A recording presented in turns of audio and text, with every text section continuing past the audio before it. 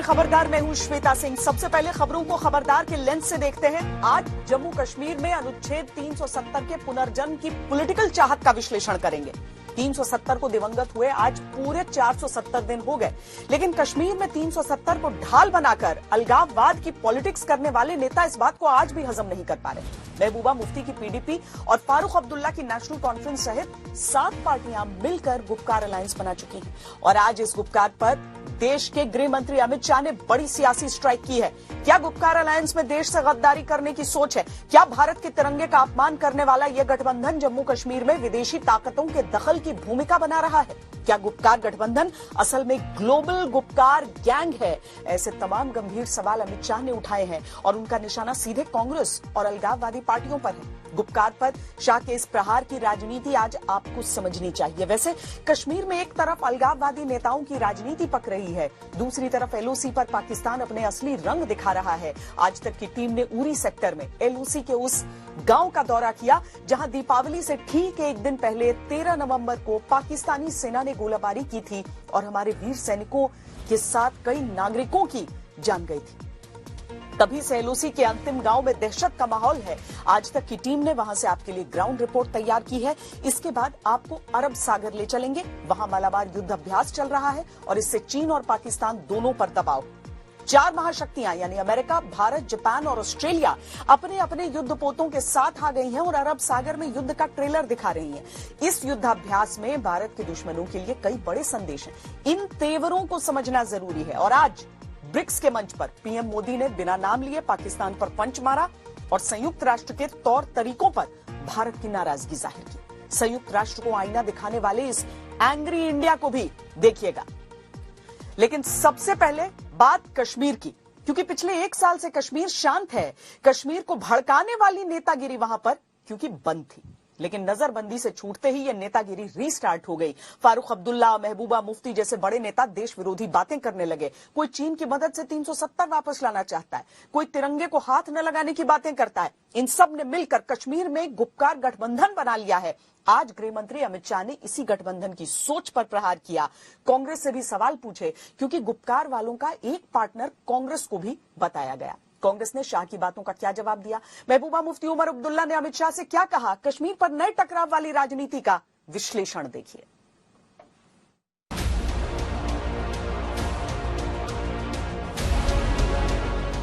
अल्लाह करे कि उनके इस जोर से हमारे लोगों को मदद मिले और हमारा ये 370 और 35A रिस्टोर हो। जब तक वो आइन हमें वापस नहीं होता, Mehbooba Mufti has got nothing to do with election. Whatever is to be done will do that. मैंने तो खून की बात की। मैंने कहा अगर इस बार लीडर्स को अपना खून देने की जरूरत पड़ेगी, Mehbooba Mufti will be the first one to do that. 370 के नाम पर कश्मीर के सियासी दुश्मन एक है।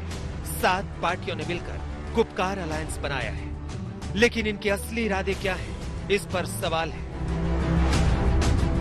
क्या गुपकार अलायंस देश से साजिश का गठबंधन है? क्या गुपकार अलायंस में देश से गद्दारी की सोच है? आज गृह मंत्री अमित शाह ने बहुत गंभीर आरोप लगाए हैं। अमित शाह ने कश्मीर में देश से बड़ी साजिश की गांठें खोल दी है। शाह ने गुपकार गठबंधन की सोच पर कांग्रेस से तीखे सवाल पूछे। गुपकार गैंग ग्लोबल हो गया है। ये जम्मू कश्मीर में विदेशी ताकतों का दखल चाहते हैं। गुपकार गैंग वाले भारत के तिरंगे का भी अपमान करते हैं। क्या सोनिया जी और राहुल जी गुपकार गैंग के इन हरकतों का समर्थन करते हैं? इन्हें देश की जनता के सामने अपना पक्ष साफ तौर पर रखना चाहिए। अमित शाह ने कांग्रेस से क्यों ये सवाल पूछे? गुपकार गठबंधन से कांग्रेस का क्या कनेक्शन है? ये गठबंधन असल में क्या चाहता है? अमित शाह ने चुन चुन कर आज और क्या हमले किए, ये हम आपको आगे दिखाएंगे। लेकिन उससे पहले गुपकार गठबंधन के बारे में जान लीजिए, जिसे अमित शाह ने गठबंधन नहीं गैंग बताया है और जिसे देशहित के खिलाफ ग्लोबल गठबंधन कहा है। अनुच्छेद 370 हटाने के खिलाफ जम्मू कश्मीर के 7 दलों ने हाथ मिलाया था और राजनीतिक तौर पर लड़ने के लिए पिछले महीने गुपकार अलायंस बनाया था। इसका नाम PAGD यानी peoples alliance for Gupkar declaration रखा गया। फारूक अब्दुल्ला को इसका अध्यक्ष और महबूबा मुफ्ती को उपाध्यक्ष बनाया गया। इस अलायंस में मुख्य तौर पर PDP, national conference, peoples conference और सीपीएम जैसी पार्टियां हैं, जिन्हें जम्मू कश्मीर में अनुच्छेद 370 वापस लाना है, जिन्हें कश्मीर को फिर विशेष राज्य का दर्जा दिलाना है। लेकिन गुपकार अलायंस वालों की असली सोच क्या है, ये महबूबा मुफ्ती और फारूक अब्दुल्ला के बयानों से दिख गई। महबूबा ने तिरंगे का अपमान किया था तो फारूक अब्दुल्ला को चीन मसीहा दिख रहा था। अल्लाह करे कि उनके इस जोर से हमारे लोगों को मदद मिले और हमारा ये 370 और 35A रिस्टोर हो। मेरा एजेंडा तो ये है, सामने मैंने रखा है। जिस वक्त हमारा ये एजेंडा वापस आएगा हम उस झंडे को भी उठा लेंगे, मगर जब तक हमारा अपना एजेंडा डाकुओं ने डाके में ले लिया है तब तक हम किसी और झंडे को हाथ में नहीं उठाएंगे। ऐसी सोच वाले गुपकार गठबंधन के साथ कांग्रेस भी खड़ी थी। कश्मीर में कांग्रेस के नेता बार बार मीटिंग कर रहे थे। गठबंधन के कर्ता धर्ता भी कांग्रेस के शामिल होने का दावा कर रहे थे। अमित शाह ने इसीलिए कांग्रेस पर हमला किया। कांग्रेस और गुपकार गैंग जम्मू कश्मीर को आतंक के युग में वापस ले जाना चाहते हैं। ये दलितों, महिलाओं और आदिवासियों के अधिकार लेना चाहते हैं। ये अधिकार अनुच्छेद 370 हटाकर सुनिश्चित किए गए। यही वजह है कि इन लोगों को जनता हर जगह रिजेक्ट कर रही है। लेकिन कांग्रेस का दावा है कि वो गुपकार गठबंधन का हिस्सा नहीं है। अमित शाह के आरोपों पर कांग्रेस ने भी पलटवार किया। कांग्रेस के प्रवक्ता रणदीप सुरजेवाला ने कहा, गृह मंत्री सरासर झूठी और भ्रामक बयानबाजी कर रहे हैं। कांग्रेस गुपकार अलायंस में नहीं है। कांग्रेस कश्मीर में चुनाव की पक्षधर है, इसलिए डिस्ट्रिक्ट डेवलपमेंट काउंसिल के चुनाव लड़ रही है। कश्मीर को लेकर मोदी सरकार का रवैया ये है कि 900 चूहे खाकर बिल्ली हज को चली। श्रीमती सोनिया गांधी, श्री राहुल गांधी, कृपया साफ साफ बताइए, कांग्रेस पार्टी आर्टिकल 370 को दोबारा रिस्टोर करने के साथ है?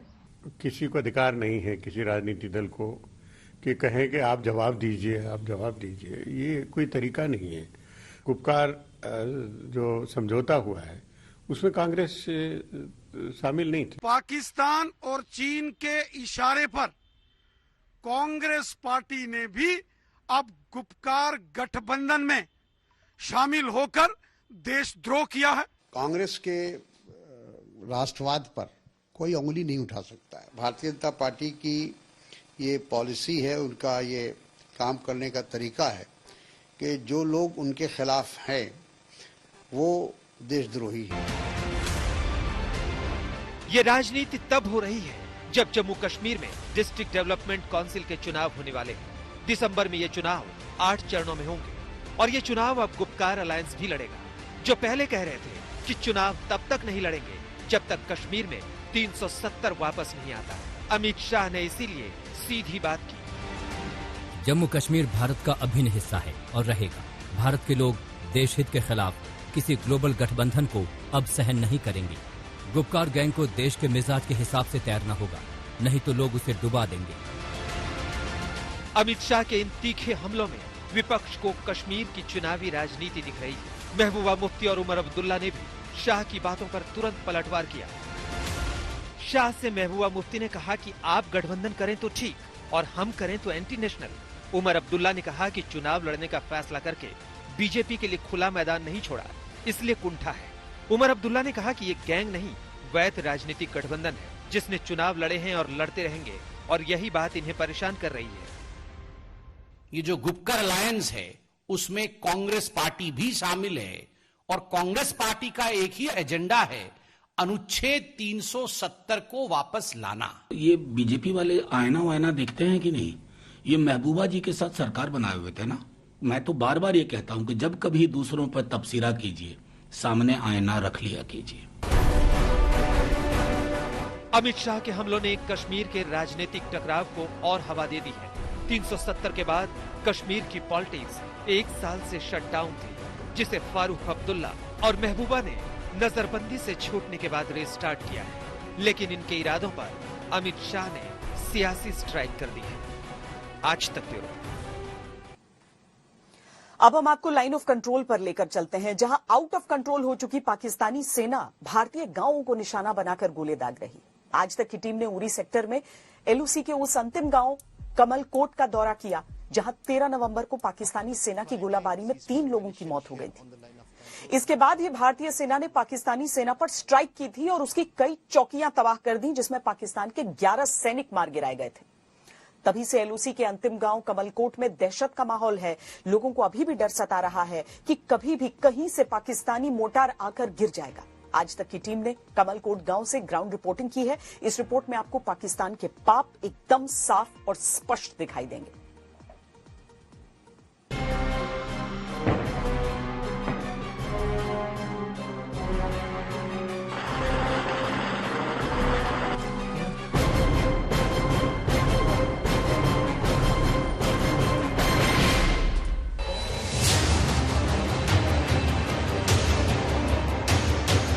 एलओसी पर पाकिस्तान के पाप की निशानियां। में जो ये सामान इस घर का है वो किस तरह से बाहर बिखरा पड़ा है, क्योंकि एक ही घर में नहीं बल्कि कई सारे घरों में जो हैं जो गोले पड़े, जो मार्टर गोले पड़े हैं। कई जगहों पर तो वो फटे हैं, लेकिन कई जगहों पर वो गोले जो हैं अभी भी नहीं फटे हुए हैं। एलओसी पर पाकिस्तानी सेना के खिलाफ चश्मदीद गवाहियां।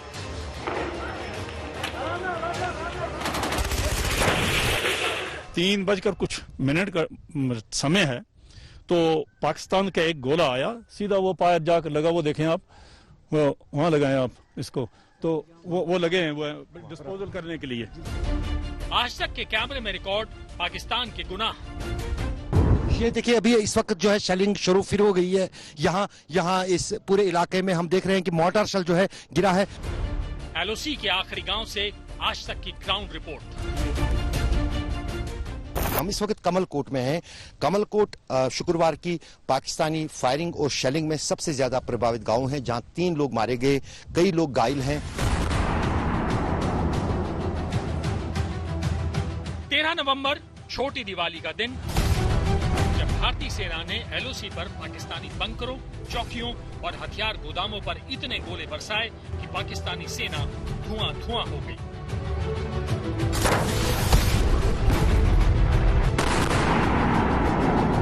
ये बदला था पाकिस्तान की उस गोलाबारी का जिसके सीधे निशाने पर था उरी सेक्टर में एलओसी पर बसा भारत का आखिरी गांव कमलकोट।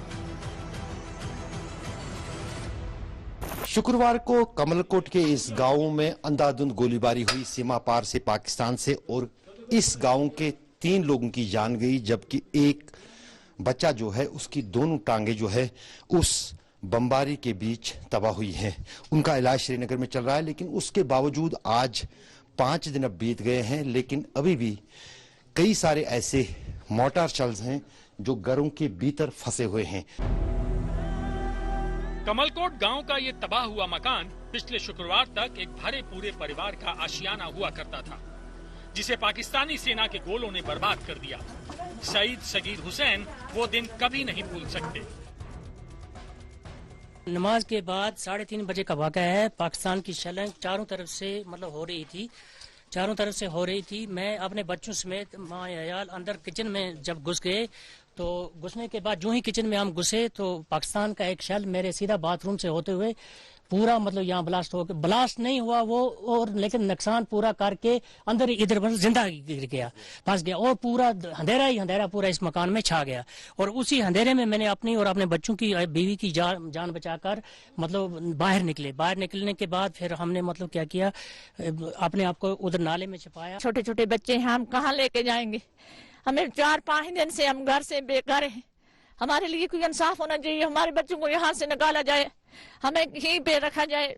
5 दिन हो गए हमारे बच्चे भूखे, कहीं एक जगह में 2 करके एडजस्ट हम टाइम को पास करते हैं।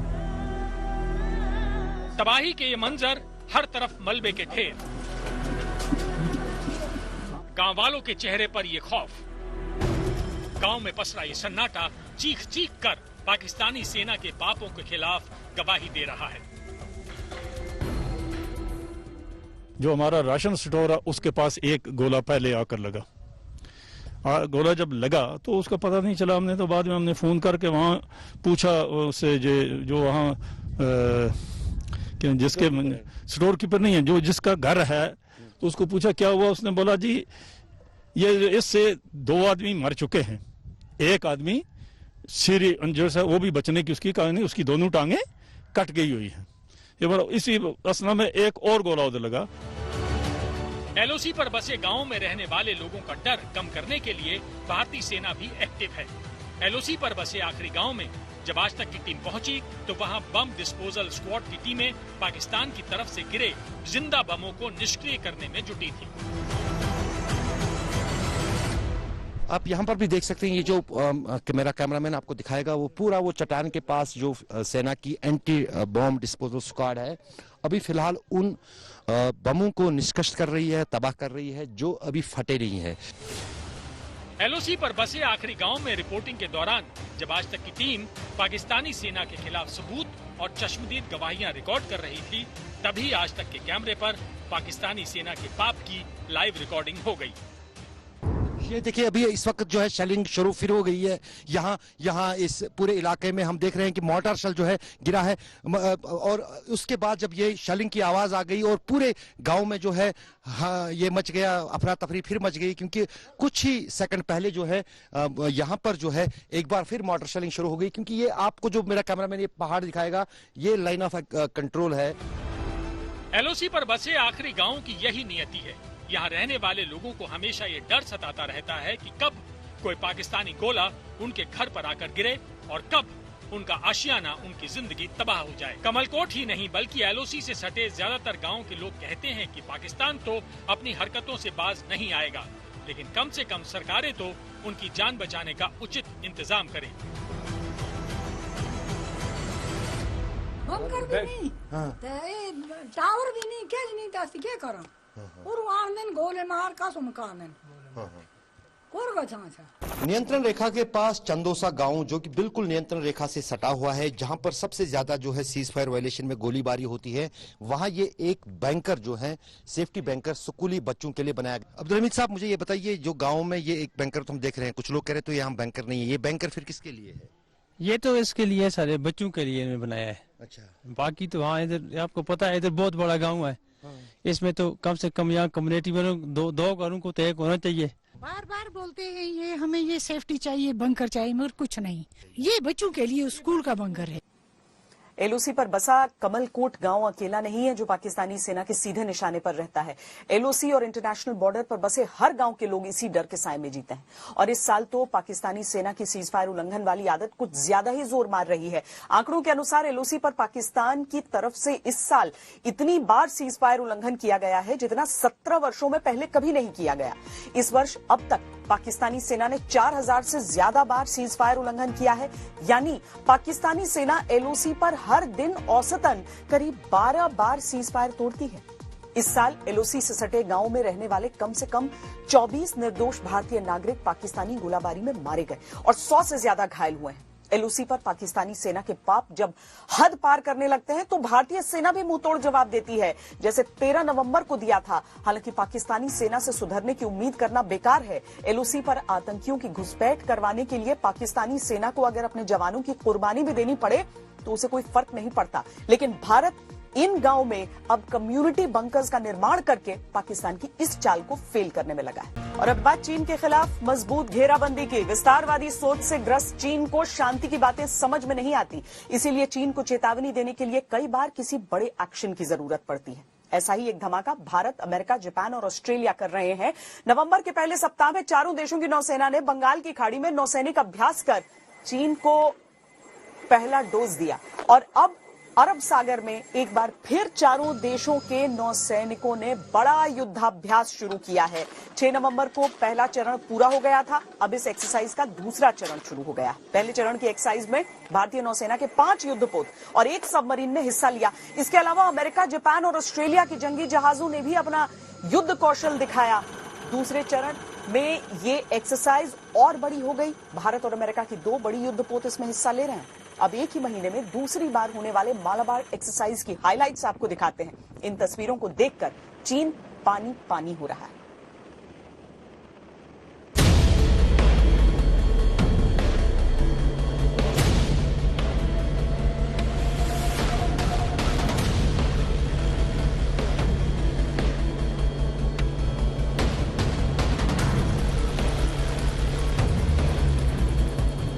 के 4 बड़े देशों की नौसेनाएं। सबसे ताकतवर जंगी जहाजों के बेड़े,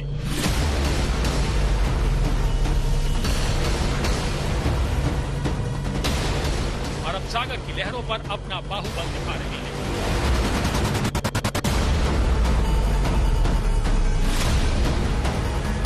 पंद्रह दिनों के अंदर दूसरी बार लहरों पर युद्ध का रियल टाइम अभ्यास हो रहा है।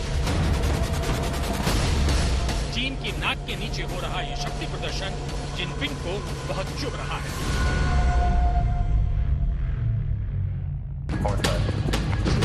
क्वाड यानी समंदर की नई चौकड़ी। भारत, अमेरिका, जापान और ऑस्ट्रेलिया ने अरब सागर में नौसैनिक अभ्यास की शुरुआत कर दी है। भारतीय नौसेना का बेजोड़ युद्धपोत विक्रमादित्य, अमेरिकी नौसेना का एयरक्राफ्ट कैरियर निमित्ज और ऑस्ट्रेलिया और जापान की नौसेना के अग्रिम मोर्चे पर तैनात युद्धपोत और पनडुब्बी 4 दिन तक अरब सागर में युद्ध अभ्यास करेंगे, अपनी ताकत का प्रदर्शन करेंगे। भारतीय बेड़े में आईएनएस विक्रमादित्य के अलावा डिस्ट्रॉयर कोलकाता, आईएनएस तलवार, फ्लीट सपोर्ट शिप दीपक और इंटीग्रल हेलीकॉप्टर भी शामिल हैं। ये अभ्यास में हिस्सा ले रहे हैं। मालाबार युद्ध अभ्यास के दूसरे चरण में देश में ही बनी पनडुब्बी खंडेरी और P-8I समुद्री टोही विमान को खासतौर पर शामिल किया गया है। एक्सरसाइज में शामिल अमेरिकी नौसेना का निमित्ज दुनिया का सबसे बड़ा युद्धपोत है। परमाणु शक्ति से चलने वाले इस एयरक्राफ्ट कैरियर को अमेरिकी नौसेना में 1975 में कमीशन किया गया था। ये एयरक्राफ्ट कैरियर 332 मीटर लंबा है। एक साथ 90 से ज्यादा फाइटर विमान और F-18 समेत 3000 सैनिक ले जा सकता है। इतना बड़ा जहाज होने के बावजूद लहरों पर इसकी रफ्तार 58 किलोमीटर प्रति घंटा है। ताकत की तो बात ही छोड़िए, अकेले अपने दम पर दुश्मन को बर्बाद करने की ताकत रखता है। एक्सरसाइज में शामिल रॉयल ऑस्ट्रेलियाई नौसेना का युद्धपोत फ्रिगेट बलाट और हेलीकॉप्टर भी चीन जैसे दुश्मनों को संदेश देने के लिए काफी हैं। इसके अलावा जापान के डिस्ट्रॉयर युद्धपोत JS मुरासामे भी दुश्मन पर धुआंधार हमला करके उसे डुबोने के लिए तैयार हैं। 20 साल से चल रहे मालाबार युद्धाभ्यास में अमेरिका और जापान के अलावा पहली बार ऑस्ट्रेलिया हिस्सा ले रहा है। ये दिखाता है कि समंदर में चीन की बढ़ती हिमाकत के खिलाफ दुनिया के तमाम देश इकट्ठा हो रहे हैं। खासतौर से लद्दाख में जिस तरह से भारत ने चीन को मुंहतोड़ जवाब दिया है, उससे इन देशों के हौसले बुलंद हैं। ये युद्ध अभ्यास कई मायनों में बेहद खास होने वाला है। इसमें खास तौर पर यह देखा जाएगा कि अगर युद्धपोतों पर हवाई हमले होते हैं तो उनसे निपटने की तैयारी कैसी है, यानी क्रॉस डेक फ्लाइंग ऑपरेशन को अंजाम दिया जाएगा। साधारण भाषा में कहें तो आईएनएस विक्रमादित्य पर तैनात MiG-29 एयरक्राफ्ट और अमेरिकी एयरक्राफ्ट कैरियर निमित्ज पर तैनात F-18 लड़ाकू विमान हवाई रक्षा का अभ्यास करेंगे। इस जबरदस्त ऑपरेशन में E-2C हॉकाई हेलीकॉप्टर को भी शामिल किया गया है। उत्तरी अरब सागर से पाकिस्तान काफी नजदीक है और चीन के साथ उनकी गहरे संबंध हैं और आने वाले दिनों में ऐसा हो सकता है कि चीन और पाकिस्तान एक साथ मिलकर भारत के विरुद्ध वो कठिन समय दे सकते हैं। तो यह एक उनको एक तरह से समझिए कि एक सूचना दी जा रही है, एक वार्निंग दी जा रही है कि भविष्य में वो ऐसा करेंगे तो हम चारों देश की जो नौसेनाएं हैं वो एक साथ मिलकर आपको हम सही रास्ते पर चलने के लिए मजबूर कर सकते हैं। ये नौसैनिक युद्धाभ्यास ऐसे वक्त में हो रहा है जब भारत और चीन पिछले 4 दशकों के सबसे गंभीर सीमा विवाद से जूझ रहे हैं। चीन दक्षिण चीन सागर में अपने अवैध कब्जे और दादागिरी कम करने को तैयार नहीं है। यही वजह है कि तानाशाही के नशे में चूर चीन को एशिया पैसिफिक के 4 लोकतांत्रिक देश मालाबार एक्सरसाइज के जरिए चेतावनी दे रहे हैं। ओशन रीजन, इंडो पैसिफिक, यहाँ पर किसी की हाई हैंडेडनेस चलने नहीं देंगे। ये जो चाइना अपनी कोशिश कर रहा है कि अपना दबदबा जैसे उन्होंने अब बना लिया है साउथ चाइना सी में, किसी भी और कंट्री को जो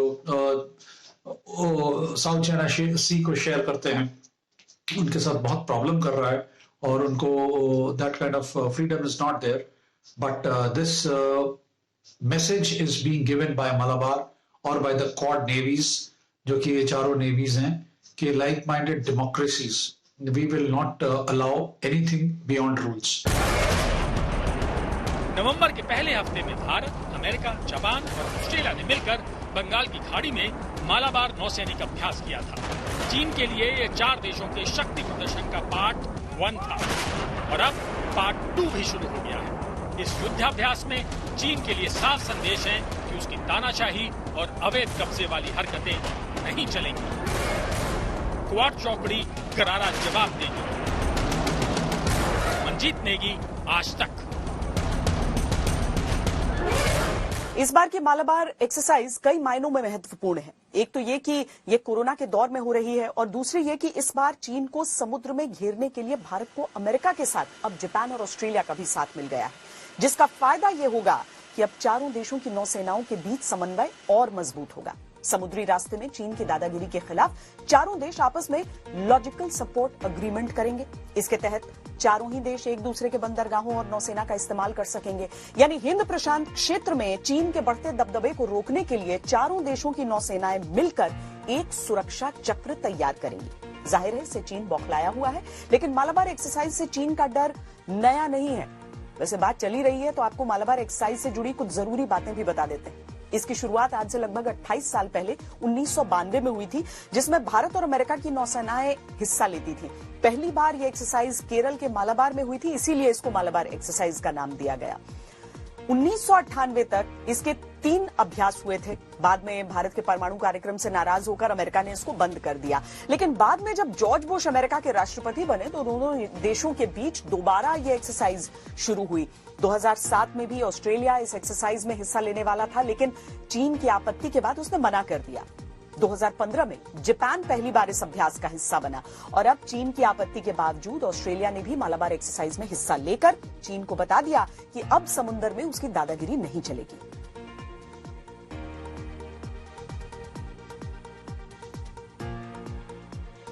अमेरिका, जापान और ऑस्ट्रेलिया के साथ मिलकर समुद्र में सैन्य रणनीति तैयार करने वाला भारत आतंकवाद के खिलाफ एक कूटनीतिक बिसात भी तैयार कर रहा है। आज वर्चुअल तरीके से 12वां ब्रिक्स सम्मेलन हुआ। ब्रिक्स में ब्राजील, रूस, भारत, चीन और दक्षिण अफ्रीका शामिल हैं। इस सम्मेलन में प्रधानमंत्री नरेंद्र मोदी ने आतंकवाद पर करारा प्रहार किया और नाम लिए बिना पाकिस्तान को पंच मारे। यूएनएससी के रिफॉर्म्स के बहाने भी भारत आतंकवाद के खिलाफ ग्लोबल शक्ति जुटा रहा है। भूमिका अहम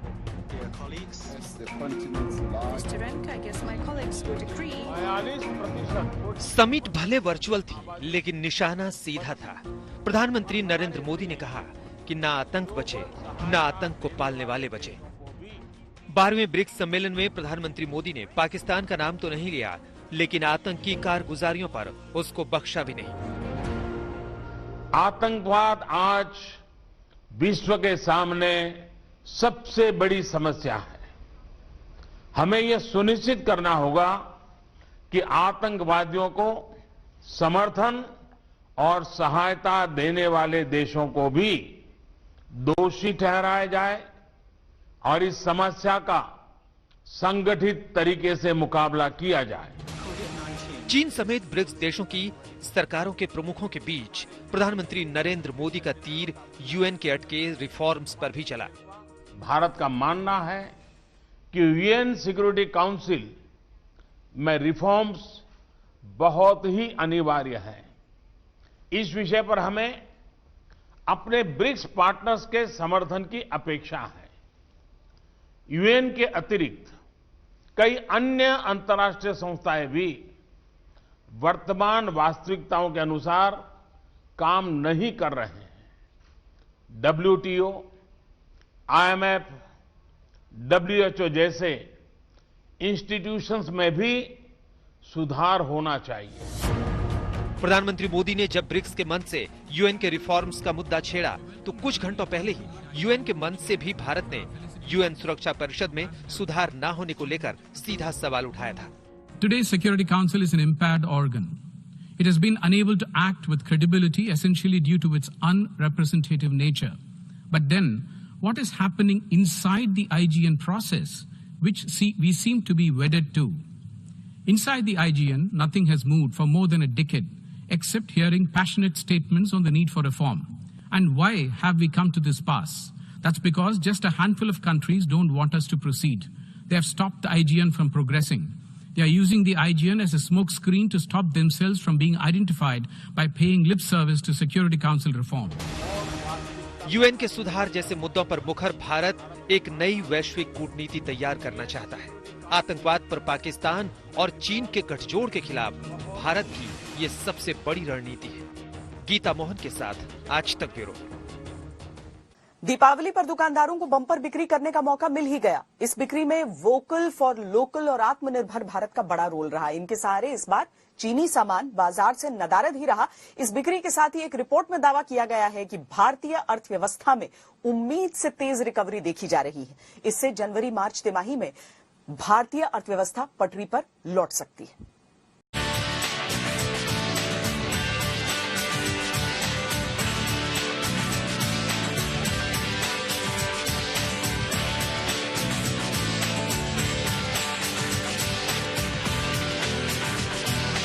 बिक्री के लिहाज से दिवाली पर इस बार बड़ा दारोमदार था।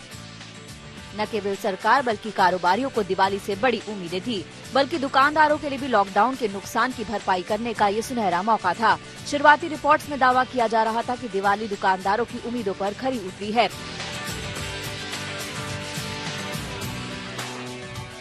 व्यापारियों का दावा है कि दिवाली सीजन के दौरान देश भर में दुकानदारों ने 72,000 करोड़ का सामान बेचा। चीनी सामान की पूरी तरह से बाइकआउट करने की वजह से ये मुमकिन हो सका है। पिछले साल कुल बिक्री 70,000 करोड़ की थी, जिसमें चीनी सामान की हिस्सेदारी 40,000 करोड़ की थी।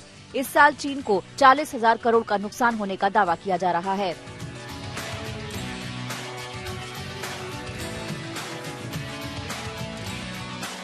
व्यापारी संगठनों के मुताबिक जिन प्रोडक्ट्स की इस त्योहारी सीजन में जमकर बिक्री हुई है, उनमें शामिल है एफएमसीजी उत्पाद, उपभोक्ता वस्तुएं, खिलौने, बिजली के उपकरण और सामान, इलेक्ट्रॉनिक उपकरण, गिफ्ट्स, मिठाई, जूते, घड़ियां, फर्नीचर।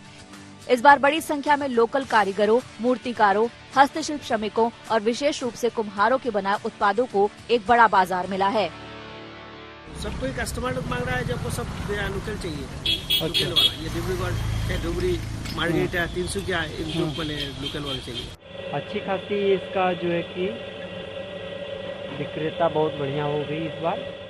लम्फ वाले दिए बना रहे हैं, सब संक वाले दिए बना रहे हैं, सब पूरे नए डिजाइन का दिया है। तो सिंपल है और तो नए नए डिजाइन का दिया है मेरे पास।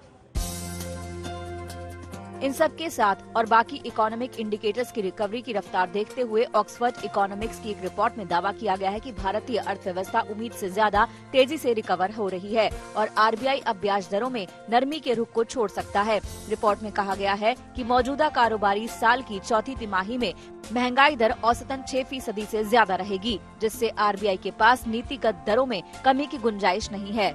रिपोर्ट में ये भी कहा गया है कि महंगाई दर अक्टूबर में 7.61% के साथ कोविड-19 से पहले के उच्च स्तर पर पहुंच गई है।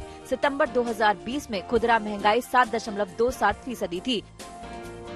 ईंधन को छोड़कर बाकी सभी सेगमेंट्स में कीमतें बढ़ रही हैं। इसके मुताबिक चौथी तिमाही में महंगाई दर अपने उच्चतम स्तर पर रहेगी और 2021 में इस पर ज्यादा सावधानी बरतनी होगी। ऑक्सफोर्ड इकोनॉमिक्स में कहा गया है कि उसी समय मजबूत डेटा दिखता है कि अर्थव्यवस्था अनुमान से ज्यादा तेजी से रिकवर कर रही है। इसके पहले मूडीज ने भी इस साल भारत के लिए अपने जीडीपी के पूर्वानुमान को पहले से सुधार कर -8.9% कर दिया है। Moody's today have come out with the numbers for Indian economy, saying that earlier they were talking about 9.6 negative growth for India, which they have now reassessed and said that it won't probably be at 9.6 negative, it might probably just be 8.9 negative. Whereas for 2022, they had come with a very clear indication that India will be growing at 8.1% earlier, but now they've corrected themselves and said probably India will be growing not at 8.1 but at 8.6. इन सारे समीकरणों को अब केवल corona की दूसरी लहर ही बदल सकती है, लेकिन उम्मीद है कि जिस तरह से सरकार इसको लेकर गंभीर है, ऐसे में इस पर कंट्रोल रहेगा, जिससे इकोनॉमी की रफ्तार को कम होने से कोई नहीं रोक सकेगा। ब्यूरो रिपोर्ट, आज तक। स्टेट सेक्टर के लिए दीपावली तक का फेस्टिव सीजन बहुत सफल रहा। अब बीते हफ्ते हुए वित्त मंत्री के ऐलान के बाद इसमें और तेजी आने की उम्मीद है। सर्कल रेट और मार्केट रेट का अंतर जिस तरह से टैक्स के बोझ को बढ़ाकर बिक्री में ब्रेकर बना रहा था, उसमें अब राहत मिल गई है, लेकिन स्टैंप ड्यूटी में कमी की मांग अभी भी अधूरी है।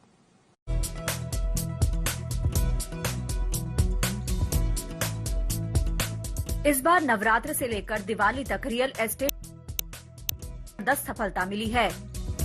घर खरीदारों ने ऑफर्स, डिस्काउंट्स के साथ सस्ते होम लोन का फायदा उठाने के लिए जमकर रियल एस्टेट मार्केट में पड़ताल की और सौदा सही मिलने पर घर भी खरीद लिया।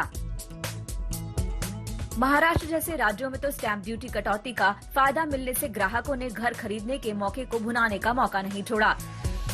एक्सपर्ट्स का भी मानना है कि इस बार के फेस्टिव सीजन में रियल एस्टेट ने लॉकडाउन के सदमे से बाहर आने का भरपूर साहस दिखाया है। अब जो चेंज आया है उसमें वित्त मंत्रालय ने वो गैप जो है 20% कर दिया है। यानी अगर आपका सर्कल रेट 100 रुपए है और आपने प्रॉपर्टी तकरीबन 80 रुपए तक में खरीदी है, तो आपको 80 रुपए पर ही स्टैंप ड्यूटी पे करनी है। और वो डिफरेंस जो है 100 और 80 के बीच का जो 20% का डिफरेंस है, उस पर जो पहले डीम्ड इनकम के तौर से टैक्स किया जाता था, आपके इनकम टैक्स में ऐड कर दिया जाता था, 30% के ऊपर आपके ऊपर टैक्स लग जाता था, वो अब नहीं लगेगा। तो ये एक काफी अच्छा कदम है गवर्नमेंट की तरफ से। ऑलरेडी एक फंड रिलीज हो चुका था, उसके बाद एडिशनल फंड रिलीज करना, ये अपने आप में रियल एस्टेट मार्केट को एक तरह से पुश करेगा, कंस्ट्रक्शन इंडस्ट्री को पुश करेगा। और चूंकि रियल एस्टेट के ऊपर एंसिलरी इंडस्ट्री बहुत सारी डिपेंड होती है, तो उसका बेनिफिट उनको मिलेगा। हालांकि त्योहारों के बाद रियल एस्टेट मार्केट की रफ्तार सुस्त होने की आशंका थी, वो भी अब पिछले हफ्ते हुए वित्त मंत्री के ऐलान के बाद कम हो गई है। दरअसल सर्कल रेट और एग्रीमेंट वैल्यू के बीच जो अंतर था, अब उसे 10% से बढ़ाकर 20% कर दिया गया है। इससे घर खरीदने और बेचने वालों को इनकम टैक्स में बड़ी राहत मिलेगी। 30 जून 2021 तक ये योजना 2 करोड़ रुपए तक के रेजिडेंशियल यूनिट की प्राइमरी बिक्री पर लागू रहेगी। इससे उन डेवलपर्स को राहत मिलेगी जो अपने मकान नहीं बेच पा रहे हैं। सेल एग्रीमेंट वैल्यू पे और जो सर्कल रेट में डिफरेंस जो रहता था, अगर उसमें 10% से ज्यादा होने पर वो आपके कैपिटल प्रॉफिट में या एसेट के ट्रांसफर पे जो कैपिटल गेन का टैक्स लगता था, वो अब 10% से 20% होने पे जरूर मैं कहूंगा डेवलपर्स के लिए भी, प्लस क्योंकि ये 56 में ऐड हो जाता था अदर इनकम में, वो भी वहां बेनिफिट मिल सकता है। दावा किया जा रहा है कि इससे टैक्स में राहत तो मिलेगी ही, साथ ही बिक्री भी जोरदार तरीके से बढ़ सकती है। इनकम टैक्स में राहत मिलने से 3.7 ट्रिलियन कीमत के बगैर बिके मकान बेचे जा सकते हैं। भारत के 7 बड़े शहरों में 1.5 करोड़ तक की कीमतों के करीब 5.5 लाख मकान और 1.5 से 2.5 करोड़ की कीमत के करीब 50,000 घर बिना बिके पड़े हुए हैं। देश भर में 6 लाख से ज्यादा मकानों को खरीदारों का इंतजार है। इनकम टैक्स में मिलने वाली राहत को बिल्डर अपने ग्राहकों को देकर बिक्री बढ़ाने की कोशिश करेंगे। गवर्नमेंट ने इस चीज को ध्यान में रखते हुए और उनको सपोर्ट करने के लिए स्कीम निकाली है, जिसमें आपका डिफरेंस यदि 20% सर्कल रेट और एक्चुअल प्राइस में डिफरेंस यदि 20% तक का ही है, तो वो 20% वाला डिफरेंस आपको दोनों में से किसी को भी टैक्स उसके ऊपर नहीं देना पड़ेगा। लेकिन उसमें ये बात ध्यान रखने की जरूरत है कि ये स्कीम सिर्फ रेजिडेंशियल हाउस के लिए है, रेजिडेंशियल हाउस जिनकी कीमत 2 करोड़ रुपए तक की ही है। यानी रियल एस्टेट के लिए ये ऐलान गेम चेंजर साबित हो सकता है। उम्मीद है इसके साथ साथ अफोर्डेबल हाउसिंग के लिए किए गए 18,000 करोड़ के ऐलान से भी रियल एस्टेट के दिन बदलेंगे। इन दोनों ऐलानों से देश में अफोर्डेबल और मिड इनकम ग्रुप की प्रॉपर्टी में बड़ा उछाल आने का अनुमान है। आदित्य के राणा के साथ ब्यूरो रिपोर्ट, आज तक। खबरदार में आज के लिए इतना ही। देश और दुनिया की बाकी खबरों के लिए देखते रहिए आज तक।